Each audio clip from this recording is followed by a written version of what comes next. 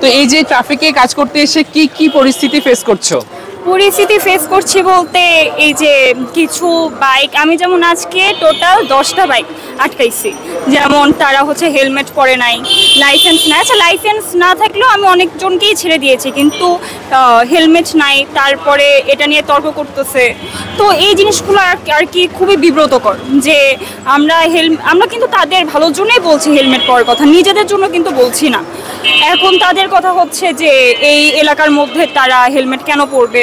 এখন একটা অ্যাক্সিডেন্ট হলে তো তারই ক্ষতি, তার ফ্যামিলির ক্ষতি। তো আর কি কিছু মানুষ যেমন শুনতেছে, আবার কিছু মানুষ একটু খারাপ ব্যবহার করতেছে। তো এইগুলো নিয়ে আর কি চলছে, কিন্তু আসছি তো নিজের উদ্যোগে, তাই কাজ করতে হবে নিজের উদ্যোগে। কেউ তো আর এটা নিয়ে ফোর্স করে নাই আমাকে। হ্যাঁ সত্যি। এবং তোমরা এটা সমন্বয় করছো কিভাবে?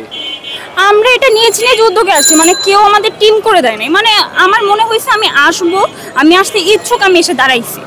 মানে কেউ বলে দেয় নাই যে তোমার দল করতে হবে, এগুলো কিছু কেউ বলে দেয়। বাহ, খুবই ভালো লাগলো শুনে।